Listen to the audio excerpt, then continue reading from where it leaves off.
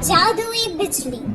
एक गांव में रामू, सोनू और मोनू नामक तीन दोस्त रहा करते थे। रामू एक किसान था। वो खेत में काम करके खुश रहता था। सोनू एक दूध वाला था। मोनू एक दुकानदार था। एक दिन तीनों दोस्त शहर को कुछ काम से गए। काम पूरा होने तक शाम हो गई।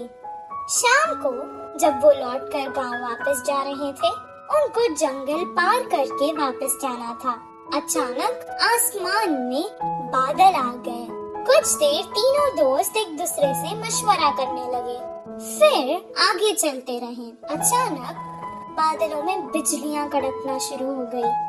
वो डर गए। सोनू ने कहा, बाप रे, बिजली को देख रहे हो? लगता है आज तो हम जंगल में ही फंस जाएंगे। हाँ हाँ, सही कहा तुमने। आज तो ऐसे ही लगता है। बहुत रात हो चुकी है, अब हमें आगे नहीं जाना चाहिए। हम जंगल के बीचों बीच है। अब अगर हम आगे जाएंगे तो भी खतरा है, पीछे जाएंगे तो भी खतरा है। इससे बेहतर है हम आगे चले जाएं। इतना कहकर वो बैलगाड़ी आगे चलाने लगा। थोड़ी दूर जाते ही जोरों की बारिश शुरू हो गई। जंगल में बहुत ज्यादा अंधेरा था और ऊपर से तेज बारिश और बिजलियां कड़क रही थी। ये सब देखकर वो डरने लगे। अचानक उनकी बैलगाड़ी के सामने एक बड़ा सा पत्थर आ गया। तीनों बैलगाड़ी से उतर गए और एक पेड़ के नीचे रुक गए। मैंने तो पहले ही कहा था कि सब वापस चले जाएंगे। अब देखो ये क्या हो गया है।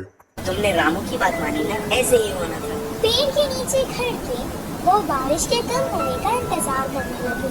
आसमान से एक बहुत बड़ी बिजली उनके आगे खड़क गई। जंगल में बहुत ज्यादा अंधेरा था और ऊपर से तेज बारिश और बिजलियां भी कड़क रही थी। ये सब देखकर वो डरने लगे। उन्हें समझ आ गया था कि ये सब कुछ किसी दुर्घटना की ओर इशारा है।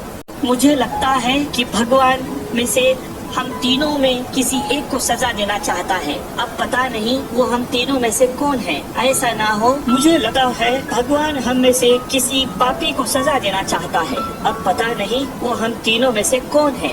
ऐसा ना हो किसी एक के कारण हम तीनों को सजा मिले। मैंने आज तक कोई पाप नहीं किया। मैं जाकर उस बिजली के आगे खड़ा हो जाता हूँ। अगर मैं पापी हूँ तो मुझे सजा मिलेगी। जैसा उसने कहा था उसे कुछ नहीं हुआ। वो वापस पेड़ के नीचे आकर खड़ गया। मोनू भी अपने मन में सोचने लगा, उसने तो कभी कोई पाप नहीं किया था। सोनू की तरह वो भी बिजली के आगे खड़ गया। उसे भी कुछ नहीं हुआ। अब रामू की बारी थी। वो सोचने लगा कि बाकी दोनों तो बच गए, अब भगवान को उसे ही सजा देनी होगी। लेकिन उसने भी तो कोई पाप नहीं किया था। वो डरते डरते बिजली के आगे खड़ गया।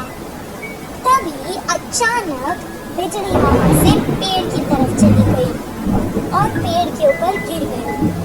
पेड़ जल गया और उसके नीचे खड़े सोनू और मोनू मर गए। रामू को कुछ देर तक समझ ही नहीं आया कि आखिर हो क्या रहा है। दोनों दोस्तों की मौत पर वो बहुत दुखी था और रोने लगा। हे भगवान, ये क्या हो गया? अब मैं इन दोनों के बिना गांव जाता हूँ तो सभी गांव वाले मुझे इन दोनों के मौत का जिम्मेदार समझेंगे। इससे अच्छा है कि मैं यहाँ रोते रोते अपने प्राण त्याग देता हूँ। रामू बहुत देर तक रोने लगा और रोते रोते वो भी मर गया। और अचानक एक देवी आकाश से प्रकट हुई और वो रामू की अच्छाई से बहुत खुश हुई। इसलिए उसने तीनों को जीवित कर दिया। रामू, तुम बहुत अच्छे हो इंसान। रामू, तुम बहुत अच्छे इंसान हो। तुमने कभी कोई पाप नहीं किया है। और तुम्हारे ये दोस्त सोनू, ये जो दूध बेचता था उसमें पानी मिलाया करता था और दूध को बहुत महंगे दाम पर बेचता था। तुम्हारा ये दोस्त मोनू, ये जो व्यापार करता था, ये दुकान के सामान में मिलावट करता था और बहुत महंगे दाम पर बेचता था।